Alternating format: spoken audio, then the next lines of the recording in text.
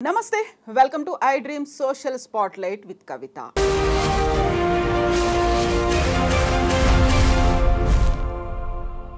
Raj Tarun Lavanya case అసలు ఎందుకు వివాదాస్పదమైంది, ఎందుకు సోషల్ మీడియాలో అంతగా పాపులర్ అయింది, ప్రతి ఒక్కరి అటెన్షన్ని అట్రాక్ట్ చేస్తోంది. అసలు లావణ్య రాజ్ తరుణ్ ఇష్యూని సోషల్ యాంగిల్లో చూడాలా, లివింగ్ ఇన్ రిలేషన్స్ గురించి మాట్లాడుకోవాలా, లేకుంటే ఇందులో క్రిమినల్ యాంగిల్ డ్రగ్స్ కేసు కూడా ఉందా? ఓవరాల్గా ఈ సంఘటన గురించి మనం ఏం నేర్చుకోవాలి, ఎలా చూడాల్సినటువంటి అవసరం ఉంది. మనతో పాటుగా ఉన్నారు ఫిల్మ్ క్రిటిక్ చిట్టిబాబు గారు. హలో సార్, నమస్తే. ఎలా ఉన్నారు మీరు? సార్, ఒక ఆల్మోస్ట్ 15-20 డేస్గా Raj Tarun Lavanya case, live in రిలేషన్లు, పోలీస్ స్టేషన్లు, కంప్లైంట్లు, ఆ తర్వాత అటాక్స్ చేసుకునేదాకా వెళ్ళింది, అడ్వకేట్లు ఇన్వాల్వ్ అవుతున్నారు. ఈ ఎంటైర్ ఎపిసోడ్ని మీరు ఎలా చూస్తున్నారు? నేను ఎలా చూస్తున్నానమ్మా, అది వాళ్ళ కుటుంబ విషయం. 14 ఏళ్ళు సంసారం చేసుకున్నారు. వాళ్ళు పెళ్లి చేసుకుని 14 ఏళ్ళు కలిసి బతికారు. పెళ్లి చేసుకున్నారా లేదా కూడా అఫీషియల్ గా లేదు. అమ్మాయి ఫోటోలు కూడా చూపించింది కదా, దాన్ని ఖండించలేదు. పెళ్లి చేసుకునేది ఫోటోలు కూడా చూపించింది, పోలీస్ స్టేషన్లో ఇచ్చింది. సో పెళ్లి చేసుకున్నారనేది 14 ఏళ్ళు ఉన్నారు. 14 ఏళ్ళు లివ్ టుగెదర్, కలిసి బతికున్నారు. పెద్దలు ఒప్పుకోలేదు. ఈ అమ్మాయి అతనికి డబ్బులు హెల్ప్ చేసింది, విషయం అతను అంగీకరించాడు. అతను భార్యాభర్తలు అన్నాక 14 ఏళ్ళు కాపురం చేసిన తర్వాత కొట్టుకుంటారు, తిట్టుకుంటారు, ఏమైనా చేసుకుంటారు కదా. అది వాళ్ళిద్దరి మధ్య విషయం. వాళ్ళు కోర్టుకు వెళ్తే కోర్టు తీర్పు మధ్యలో ఏం జరుగుతుందంటే, మధ్య అనవసరపు interference by the media and by certain people like భాష, ఇలాంటి వాళ్ళ వల్ల అనవసరంగా వాళ్ళు ఇంటర్ఫియర్ అయ్యి, భాష అనేవాడు నీకు ఫ్రెండ్ అయితే నువ్వు ఆ కుటుంబాన్ని, చెడిపోయిన భేదాభిప్రాయాలు వచ్చిన కుటుంబాన్ని కలపటానికి ప్రయత్నిస్తే నువ్వు స్నేహితుడివి. నువ్వు ఇంకా దానికి విషయాన్ని ఆద్యం పోసి దానికి విషయాన్ని ఇంకా ఎక్కిస్తూ ఉంటే you are not the family friend. నువ్వు ఆ అమ్మాయి డ్రగ్స్ తీసుకుంటుంది, ఎవరితోటో ఫోన్ చేస్తుంది, ఇవాళ 11 ఏళ్ల తర్వాత చెప్తావేటి? రాజ్ తరుణ్కి 11 ఏళ్ళు నువ్వు సంసారం చేసేటప్పుడు ఆ అమ్మాయి నీకు తెలియదా? తెలిసినప్పుడు ఖండించలేవా? అప్పుడు ఖండించలేకపోయావంటే నువ్వు దద్దమ్మవా? పనికిరాని దద్దమ్మవా? నువ్వు మొగాడివి కాదా? నీ భార్య నీ పెళ్ళంగా ఉంది, 11 అమ్మలు ఎవరితో ఫోన్లో మాట్లాడతాడు, ఖండించలేకపోయావు. ఆ రోజు ఆ అమ్మాయి డ్రగ్స్ తీసుకుంటాంటే నిరోధించలేకపోయావు. ఆ టైంలో ఆ రోజులు అన్నీ వదిలేసేసి ఆ అమ్మాయితో గడిపేసి ఆ అమ్మాయి యవ్వనాన్ని అమ్మాయి యవ్వనాన్ని మింగేశావు, ఆ అమ్మాయి అందాన్ని మింగేశావు, ఆ అమ్మాయి వయసును తీసేసుకుని అనుభవించేసావు. ఇవాళ అన్నీ తరిగిపోయినాక ఇవాళ ఒక కొత్త వ్యామోహం దొరికేటప్పటికి ఈ అమ్మాయిని వదిలించుకోవాలంటే అమ్మాయి రిబెల్ అయింది. రిబెల్ అయితే ఈజీ. ఇవాళ సొసైటీలో అంటే ఒక ఆడపిల్ల రిబెల్ అయిందంటే ఇమీడియట్గా ఏంటంటే ఆ అమ్మాయి మీద క్యారెక్టర్ అసాసినేషన్. ఆ అమ్మాయి వాడితోటి పడుకుంది, వీడితోటి మాట్లాడింది, వీడితోటి తిరిగింది, ఇది ఈజీ అయిపోయింది కోర్టులో. వాడు భాష అంటాడు మగవాళ్ళకి న్యాయం. వాడికి తెలుసా? భాషని వెళ్ళి ఫ్యామిలీ కోర్టులోకి వెళ్ళి ఒక్కసారి ఒక 2 రోజులు ఫ్యామిలీ కోర్టులో నుంచోమని నుంచుంటే వచ్చే కేసులు ఏంటో తెలుస్తాయి. 100 కేసుల్లో 93 కేసులు మగవాడి అరాచకం వల్లే, మగవాడి పురుషహంకారం వల్లే. ఆడపిల్ల వల్ల జరుగుతుంది అన్యాయం. 5, 6, 90, 100 కేసులు 6-7 కేసుల్లో ఆడపిల్ల తప్పై ఉంటుంది. 193 కేసులు మగవాడి అహంకారం వల్ల. నేను మగవాడిని, నేను పురుషహంకారంతో నేను మగవాడిని ఏమైనా చేస్తాను, నువ్వు పీక్కుంది నీ వల్ల చాతరం చేసుకొని ఆడదాన్ని తోలనాడటం చేయటం మగవాడి నైజంగా మారింది వాళ్ళ. అది ఎదురు తిరిగితే ఆ పిల్ల మీద అన్ని రకాల దోషాలు, అన్ని రకాల క్యారెక్టర్ అసాసినేషన్ చేసేయటం అంత ఈజీగా. వాళ్ళిద్దరూ ఉంటే మొగుడు పిల్లలు కొట్టుకోరా, తిట్టుకోరా, తన్నుకోరా, బూతులు తిట్టుకోరా? ఆ అమ్మాయి మొగుడు బూతులు తిట్టిద్దని వీడియోడండి ఫోన్లు వాళ్ళు బెడ్రూమ్లో మాట్లాడుకుని రికార్డ్ చేసి వినిపిస్తాడు. బూతులు తిడుతుంది అయ్యా పెళ్ళం. 11 ఏళ్ళు భార్యాభర్తలు అయినాక బూతులు తిడుతుంది. మొగుడు పెళ్ళాన్ని తిడతాడు, పెళ్ళాన్ని మొగుడు. నువ్వెవడవయ్యా మధ్యలో దూరటానికి? నువ్వెవడవని మధ్యలో వెళ్ళి వాళ్ళు ఇలా తిట్టుకున్నారు, అమ్మాయి ఇలా బూతులు మాట్లాడేది నువ్వెవడు మాట్లాడటానికి? నీకేం అధికారం? అంటే నీకు రాజ్ తరుణ్ ఇచ్చిన కూలికి విషం తాగుతున్నారు. రాజ్ తరుణ్ నీకు ఏం కూలి ఇచ్చాడు ఇలా మాట్లాడమని? బయటికి వెళ్ళి ఇలా అమ్మాయిని అసాసినేట్ చేయమని నీకేం సంబంధం? నువ్వు రాజ్ తరుణ్ ఫ్రెండ్ అయితే రాజ్ తరుణ్ పక్కన చేరి ఏదో సమర్థించడానికి ప్రయత్నించు, లేకపోతే మూసుకుని కూర్చో. ఆ పిల్లని బదనాం చేస్తావేంటి నువ్వు? ఫ్యామిలీ ఫ్రెండ్ ఏంటి? బెడ్రూమ్లో వాళ్ళు మాట్లాడుకుని నువ్వు రిలీజ్ చేస్తావా? బెడ్రూమ్లో వాళ్ళు మాట్లాడుకున్న మాటలు నువ్వు రికార్డ్ చేస్తావా? ఏం అవసరం నీకు వచ్చింది? వాళ్ళ బెడ్రూమ్లో మాట్లాడుకున్న మాటలు నువ్వు ఎందుకు రికార్డ్ చేసావు? ఏ దురుద్దేశము, ఏ దురాలోచన లేకపోతే ఎందుకు చేస్తాను? ఇక్కడ ఇంకో ప్రధానమైనటువంటి విషయం, తను డ్రగ్ అడిక్ట్. తను డ్రగ్స్ తీసుకోవడం వల్లే జైలుకు కూడా వెళ్ళొచ్చింది. తను డ్రగ్స్ తీసుకుని ఇంకొక అమాయకులైనటువంటి మహిళల జీవితాలతో ఆడుకుంటోంది. వాళ్ళకి తెలియకుండానే డ్రగ్స్ ఇంజెక్ట్ ఎవరు చెప్పారు? ఎవరు చెప్తున్నారు? ఈ భాష అనేవాడు చెప్తున్నాడు, ఇంకొకళ్ళు చెప్తున్నారు. నువ్వు మొగుడుగా 11 ఏళ్ళుగా మొగుడుగా ఉన్నావు. నువ్వు రాజతరుణ్ 11 ఏళ్ళుగా అమ్మాయి డబ్బులు ఇచ్చింది, నాకు ఆరంభ దశలో హెల్ప్ చేసిందని చెప్పావు. డబ్బులు తీసుకున్నావు, డబ్బులు అనుభవించావు, ఆ అమ్మాయి అందాన్ని అనుభవించావు, ఆ అమ్మాయి వయసును హరించావు, ఆ అమ్మాయి స్త్రీత్వాన్ని దోచుకున్నావు. ఇవాళ 11 ఏళ్ళు అన్నీ అయినాక ఇవాళ డ్రగ్స్ తీసుకున్నప్పుడు తెలియదు నీకు. ఆ రోజు తెచ్చినప్పుడు ఆ రోజు ఖండించి అమ్మాయిని లైన్లో దారిలో ఎదుగు పెట్టుకోలేకపోయావు. నువ్వు చేతకాని దద్దమ్మవి, నువ్వు పనికిరాని దద్దమ్మవి, నువ్వు మొగాడివే కాదు, మీసమన్న మొగాడివే కాదు. ఒక భార్య, నీ భార్య నీ ఎదురుగుండా నీ తప్పులు చేస్తూ ఉంటే ఖండించలేని, కంట్రోల్లో పెట్టుకోలేని నువ్వెందుకు? నేను తంతుందంటే తంతది. ఇలాంటి మొగాడిని ఆడదైనా తంతది. నువ్వు కంట్రోల్ చేసుకోలేని వాడివి. నీ చేతకాని దానికి ఎవరి మీద ఏడుస్తావేంటి? ఇన్నాళ్ళు ఏం చేసావు? ఇన్నాళ్ళు ఎందుకు చెప్పలా? ఇవాళ అమ్మాయి నీ మీద ఎదురు తిరిగినాక రిబల్ అయినాక చెప్తావా? తప్పది. వాళ్ళిద్దరిని మీడియా కూడా ఓవర్ డోస్ చేస్తుంది. స్నేహితులు అని చెప్పేసి ఓవర్ డోస్ చేస్తున్నారు. ఐఎమ్ సారీ, ఆడపిల్లని ఇలా అన్యాయం చేయటం మొన్న శాంతి అనే అమ్మాయి ఏమైంది? ఇప్పుడు కథ ఏమైంది? అన్నీ బయటికి పట్టి అది 70 కోట్లు అడుగుతున్నాడు. ఎక్కడన్నా మగవాడు డైవర్స్ తీసుకుంటే మగవాడు ఆడదానికి భరణం ఇస్తాడా? మా ఆడపిల్ల డబ్బులు ఇస్తుందా? ఆ అమ్మాయి 70 కోట్లు కావాలని అడుగుతుంది. సో డబ్బుల కోసం ఆడి నాటకాన్ని బయటపడిపోయింది, అది చల్లబడిపోయింది. ఇప్పుడు అలాంటి ఎన్ని డ్రామాలు. వాళ్ళ భార్యాభర్తలను కొట్టుకుంటారు, తిట్టుకుంటారు. నువ్వెవడివి, నేనెవడివి? మీడియా ఎందుకు దూరాల మధ్యలో దొరకటం ఏంటి? వాడెవడో వచ్చేదో నేను స్నేహితుడిని మొగాళ్ళ కోసం మొగాళ్ళకి అన్యాయం జరిగిపోతుందని వాడు వచ్చి మాట్లాడటం, ఆ అమ్మాయి వీళ్ళతో మాట్లాడింది, వాళ్ళతో మాట్లాడింది. అసలు అవన్నీ నువ్వెవడివి? నీకు వాళ్ళ బెడ్రూమ్లో వాళ్ళ మధ్య జరిగి నువ్వు ఎలా రికార్డ్ చేస్తావు? అంటే నువ్వు స్నేహితుడివా లేకపోతే బ్రోకర్ వాడు? ఇప్పుడు లావణ్య కూడా చాలా రూడ్ లాంగ్వేజ్ మాట్లాడింది. లావణ్య పెట్టుకున్నటువంటి అడ్వకేట్ కూడా అలాగే ఉన్నాడు. ఆ తర్వాత అటాక్స్ కూడా, ఫిజికల్ అటాక్స్ చేసి ఇలాంటి మాట్లాడిన వాడిని చెప్పుతోటి కొట్టడంలో తప్పులేదు. నేను పరాయి వాడివి నువ్వు కుటుంబం, మా ఇద్దరు భార్యాభర్తలు మేము 11 మంది పంచుకున్నామో, తెంచుకున్నామో, తిట్టుకున్నామో, కొట్టుకున్నామో, పొట్టాడుకున్నామో మా ఇద్దరి మధ్య విషయం. నువ్వు చేతనైతే మా ఇద్దరిని కలపడానికి ప్రయత్నించు, లేకపోతే దూరంగా ఉండు. నువ్వు ఇంకా అగ్నికి ఆజ్యం పోసినట్టు మాలో విరోధాన్ని ఇంకా పెంచడానికి నువ్వు చేస్తే నేనేమనాలని? అలా పనిచేసినప్పుడు నిన్ను ఖచ్చితంగా కొట్టాలి, ఖచ్చితంగా తరిమి కొట్టాలి. నువ్వు చేతనేసి మంచి, లేకపోతే నీకు నచ్చలేదు, నీకు వాళ్ళిద్దరూ కలిసి ఉంటావు, నష్టం లేదు, వాళ్ళిద్దరు, నువ్వు కామ్గా ఉండు. రాజతరు నువ్వు చాలా బుద్ధిమంతుడు క్యారెక్టరా కాదు కదా? రాజతరు నువ్వు తాగేసి యాక్సిడెంట్ చేసిన కేసులే కదా, ఇంతకుముందు ఎఫ్ఐఆర్లో ఉన్న విషయాలేగా, అన్నీ తెలిసియే కదా. సో అది అలా విమర్శించడం మొదలెడితే నువ్వు అమ్మాయిని రాజతరుతో అమ్మాయి తరపు రాజతరుని ఇది ఎక్కడికి పోద్ది? సమాజం అనేది భార్యాభర్తలు ఉంటారు, కొట్టుకుంటారు, తిట్టుకుంటారు, వాళ్ళు కోర్టుకు వెళ్తారు, కోర్టు తెలుస్తుంది ఎవరు తప్పు, కోర్టు తెలుస్తుంది. ఈ అమ్మాయి సాక్ష్యాలు ఇచ్చింది, అతను ఏదో కౌంటర్ కేసు పెట్టాడు, కోర్టు తెలుస్తుంది. నీకు నాకేం పని అంటాను, వాళ్ళ కుటుంబంలో చిచ్చు పెట్టడానికి నీకు నాకేం పని అంటాను. ఆ అమ్మాయి క్యారెక్టర్ని, ఒక ఆడపిల్ల జీవితాన్ని బద్నాం చేసి అమ్మాయి పచ్చితో 10 మందితో తిరుగుతుందని నిందేసే హక్కు, అధికారం నీకు ఎక్కడిదంటాను. ఇది చాలా తప్పు కదా, అది దారుణం కదా. అది ఇప్పుడు ఏ విషయం గురించి జరగాల్సినటువంటి చర్చ అసలు ఎటువైపు పోతోందని మీరు అనుకుంటున్నారు? ఇప్పుడు డ్రగ్ కేసు ఇన్వాల్వ్ అయ్యింది, ఆ తర్వాత సోషల్ రిలేషన్స్, లేకుంటే ఒక ఫ్యామిలీ రిలేషన్స్, దేని మీద ఫోకస్ పెట్టాలి? దీని మీద ఫ్యామిలీ రిలేషన్స్ ఖచ్చితంగా కనబడుతుంది. ఏమాత్రం విశ్లేషణతో మాట్లాడితే చూస్తే మనం క్లీన్గా కనబడదు. అతనికి మొహం కొట్టేసింది, 14 ఏళ్ళు ఈ అమ్మాయితో అయిన తర్వాత మొహం కొట్టేసింది. గతంలో ఏమైనా చిన్న మిస్అండర్స్టాండింగ్స్ అవి ఉన్నా సరే సర్దుకుపోయాడు.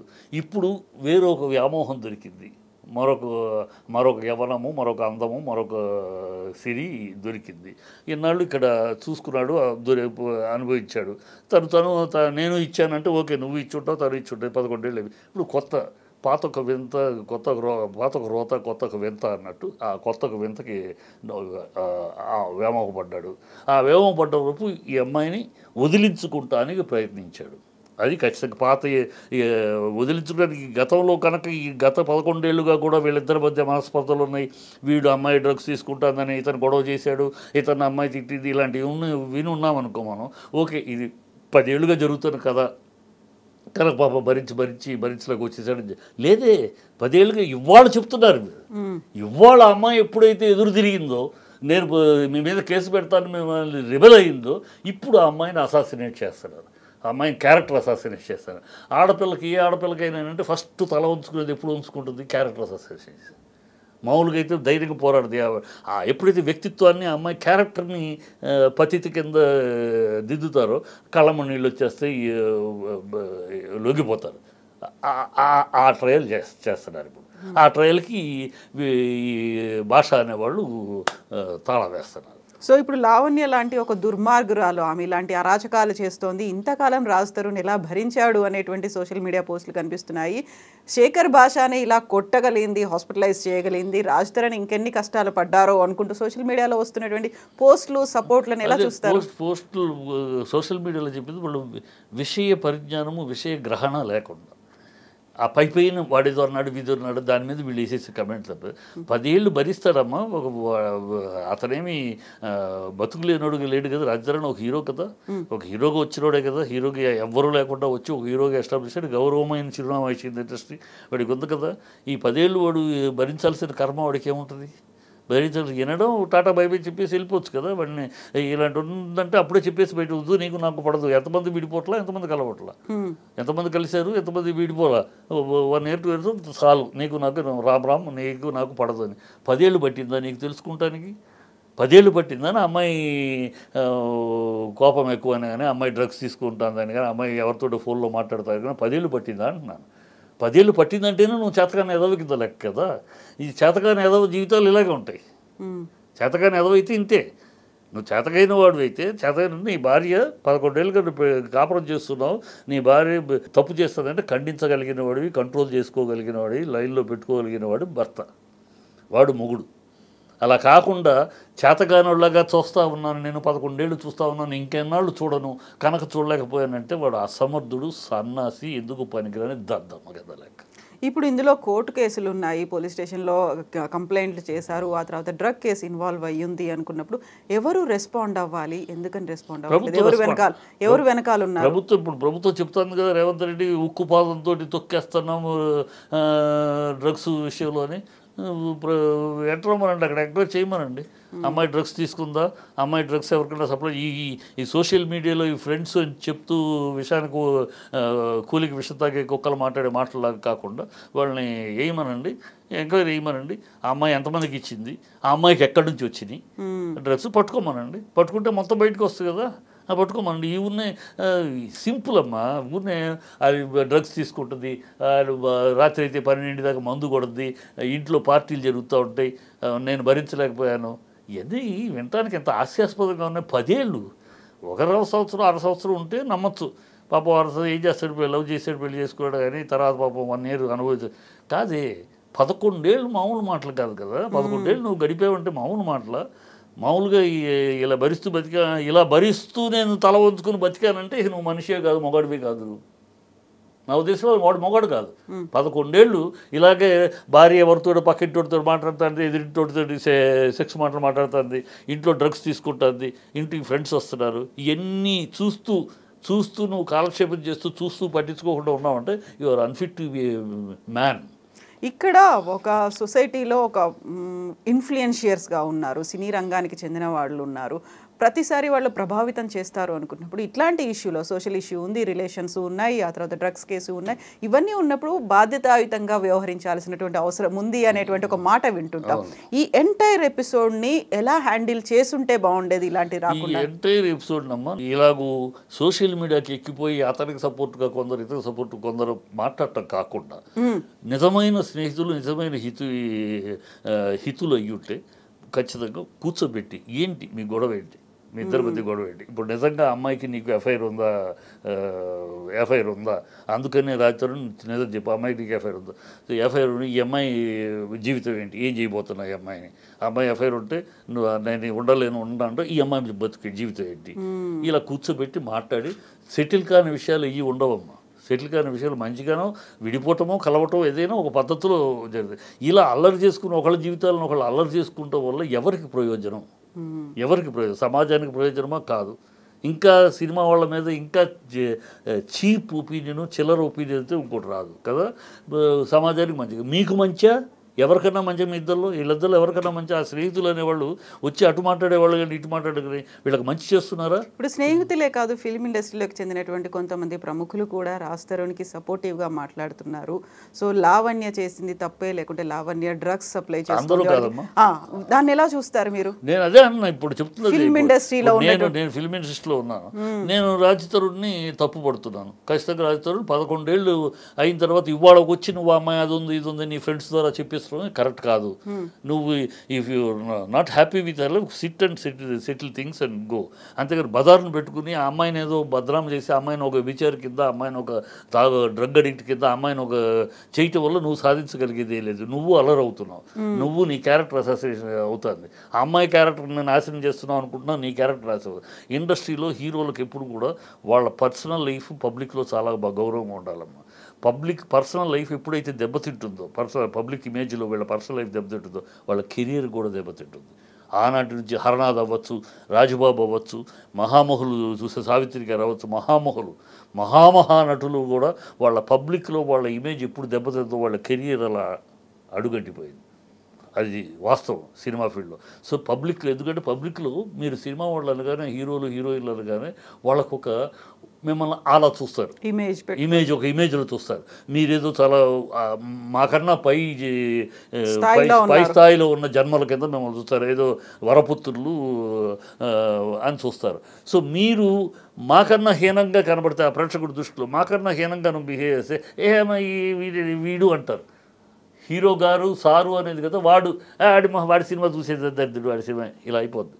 అనేక హరనాథ్ కన్నా అందగాడు కాదు, రాజుబాబు కన్నా గొప్ప కమెడియన్ కాదు, సావిత్రి కన్నా గొప్ప నటులు కాదు. తమిళనాడులో తెలుగులో చాలామంది వీళ్ళందరూ కూడా లైఫ్లో నాశనం అయిపోయింది వాళ్ళ పబ్లిక్లో వాళ్ళ ఇమేజ్ చెడగొట్టుకుని. పబ్లిక్లో వాళ్ళ ఇమేజ్ వాళ్ళ అలా చూసేవాళ్ళు, వాడిని అన్ని చెండాల మొన్న తాగి పడిపోయాడు, మొన్న ఇక్కడ ఏదో పడిపోయాడు, ఇలా చీప్ అయిపోయి వాళ్ళ ఇమేజ్లు కూడా అయిపోతాయి, ఇమేజ్లు దెబ్బతింటాయి. అది గుర్తుపెట్టుకోవాలి. సపోర్ట్ చేసే వాళ్ళకి ఏం చెప్తారు? ఇండస్ట్రీ నుంచి సపోర్ట్ అనేది వస్తుంది, ఇండస్ట్రీ నుంచి సపోర్ట్ చేస్తే ఇలాగ ఈ పద్ధతి కాదు. నేను అమ్మాయిని సపోర్ట్ చేస్తున్నాను, ఖచ్చితంగా అమ్మాయికి 100 రూపాయలు ఒక ఆడపిల్లకి అన్యాయం జరుగుతుంది, న్యాయం జరగాలని నేను కోరుకుంటున్నాను. ఆడపిల్ల, ఎందుకంటే మీరు ఎవరు కూడా ఈ సపోర్ట్ చేసేవాళ్ళు ఎవరు కూడా ఆ ఆడపిల్ల పోగొట్టుకున్న 15 సంవత్సరాల యవ్వనాన్ని మీరు ఇవ్వలేరు, ఆ పిల్ల పోగొట్టుకున్న అందాన్ని మీరు ఇవ్వలేరు, ఆ అమ్మాయి పోగొట్టుకున్న స్త్రీతత్వాన్ని మీరు ఇవ్వలేరు. మీరు సపోర్ట్ చేసే ఎవరు కూడా తిరిగి ఇవ్వలేరు. కనుక ఈ విచక్షణతో ఒక ఆడపిల్ల జీవితాన్ని మీరు ఇలాగ అదే స్థానంలో మీ చెల్లో తల్లిలో ఉంటే మీరు ఇలాగ మాట్లాడతారా? ఆలోచించండి.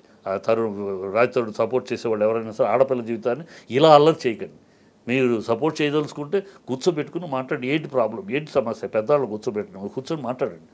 డబ్బులు ఇచ్చినప్పుడు అమ్మాయి డబ్బులు వాడుకున్నప్పుడు నీకు అమ్మాయి చెడు తెలియలేదా? అమ్మాయిని ఇన్నాళ్ళు నువ్వు ఉపయోగించుకున్నప్పుడు ఆ అమ్మాయి చెడు నీకు కనపడలేదా? ఈ స్నేహితులు కనపడలేదా? ఇవాళ కనపడుతుందా? అమ్మాయి ఎదురు తిరిగితే కనపడుతుందా మీకు? అమ్మాయి ఎదురు తిరిగితే అమ్మాయిలో చెడు కనపడుతుందా? ఎదురు తిరిగితే అమ్మాయి క్యారెక్టర్ అసాసినేట్ చేస్తారా? తప్పు. అది చేయకండి దయచేసి. మీరు నిజమైన శ్రేయోభిలాషులు అయితే కూర్చోబెట్టి మాట్లాడి ఏంటి సమస్యకి ఎక్కడ ఏంటి పరిష్కారం అది ఆలోచించి మాట్లాడండి. మీడియాకి ఎక్కి అల్లరి చేసి మీరు మిమ్మల్ని ఆడియో రికార్డింగ్లో ఆ అమ్మాయి ఎవరితోటి గోడ దూకిరా ఉందని, ఇది వినటానికి ఎంత అసహ్యంగా ఉంది. వినడానికి గోడ దూకిరా ఆడియో రికార్డింగ్ వీడికి ఎక్కడిది? ఆ పట్టుకొచ్చిన వాడికి వీడంటే లైట్ పుచ్చుకొని తిరుగుతున్నాడా? బ్రోకర్లాగా తిరుగుతున్నాడా? రెడ్ లైట్ ఏరియాలో తిరుగుతున్నారా వీళ్ళు? అందుకే పట్టుకున్నారా? అంతా చాలా అసహ్యమైన మాటలు వస్తాయి నా నోటి ఇలా పనులు చేసేవాళ్ళని చూస్తారు. బ్రోకర్ల పనులు అయ్యి. మీరు మంచి చేయదలిస్తే కూర్చోబెట్టండి, కూర్చొని మాట్లాడండి, పెద్దవాళ్ళు పిలవండి, మాట్లాడండి. అంతే.